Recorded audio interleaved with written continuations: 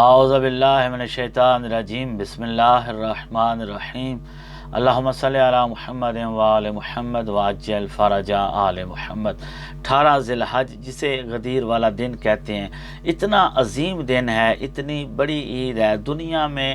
جتنی بھی اسلام میں عیدیں تصور کی جا سکتی ہیں ان سب سے بڑی عید ہے، باقی ساری لوگوں کی عیدیں ہیں، اور اس دن کا لقب ہے عید اللہ الاکبر، اللہ کی بہت بڑی عید۔ اتنا عظیم دن ہے، یہ فقط مذہب امامیہ اور ولایت والوں کا اپنا خیال اور اپنی رائے اور عقیدہ نہیں، بلکہ احادیث میں مولا رضا علیہ الصلوۃ والسلام کے فرمان میں آپ نے فرمایا واللہ لو عرف الناس فضل هذا اليوم بحقیقتہ لصافحتهم الملائکۃ فی کل یوم 10 مرات۔ اگر کسی کو فقط اتنا پتہ چل جائے غدیر والے دن کی، جس دن امیر کائنات کی ولایت کا اعلان ہوا ہے، اس کی فضیلت کتنی ہے،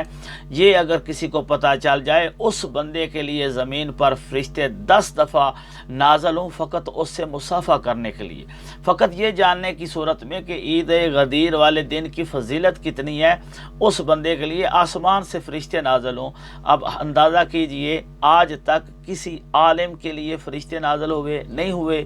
کسی کے لیے ایک مرتبہ بھی مصافحہ کرنے نہیں آئے، تو پتہ چلا غدیر کے دن کی فضیلت اتنی ہے، آج تک علماء کو نہیں پتہ، اور حقیقت ہے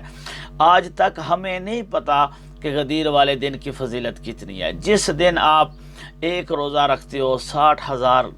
سال کے گناہوں کا کفارہ بن جاتا ہے، جس دن آپ صاف کپڑے پہنتے ہو اور خوشبو لگاتے ہو، کھانا کھاتے ہو، ہر فعل کا ثواب ہے، ہر عمل کا ثواب ہے، اور یہ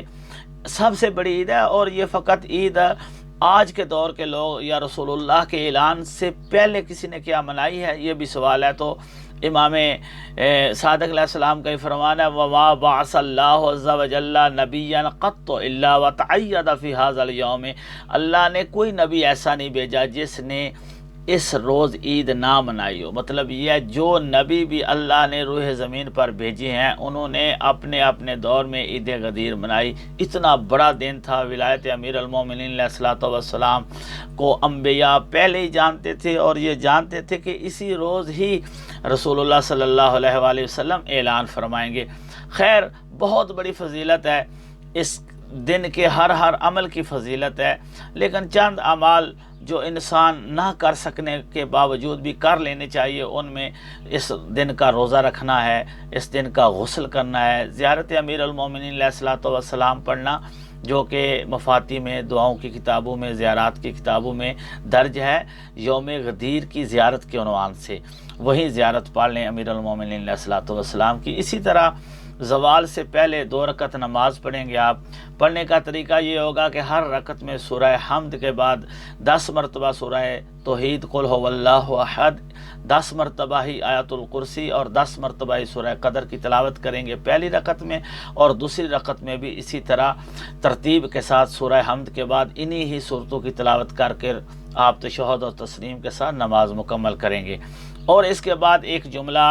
جو آپ نے کہنا ہے اس پورے دن میں، جب بھی کوئی مومن ملے، کسی سے ملاقات ہو، تو آپ نے یہ لفظ ضرور کہنے ہیں ملتے ہوئے الحمدللہ الذی جعلنا من المتمسکین بولایت امیر المومنین علیہ السلام۔ یہ جملہ کسی مومن کو بھی ملتے ہوئے ضرور کہنا ہے۔ اس کے علاوہ صاف ستھرے کپڑے پہننا، خوشبو لگانا، خوش رہنا اور خوش رکھنا، اپنے اہل و عیال کے لیے کھانا لے کے جانا، ہدیہ، تحفہ، گفٹ لے کے جانا، مومنین کو کھانا کھلانا، جن لوگوں نے روزہ رکھا ہوا ہے ان کے روزے کو افطار کرانا، اور بتایا امیر المومنین علیہ الصلوۃ والسلام کی زیارت کے علاوہ مومنین کی زیارت کا ثواب ہے، اور مومنین کو خوش کرنا محمد و آل محمد کے فضائل کے ساتھ، ان سب کا اپنی جگہ پہ ثواب ہے، اور اللہ کی ذات کا شکر کرنا، اس کی اتنی بڑی عظیم نعمت ولایت امیر المومنین علیہ الصلوۃ والسلام کے، یہ سارے اس دن کے اعمال میں سے ہیں۔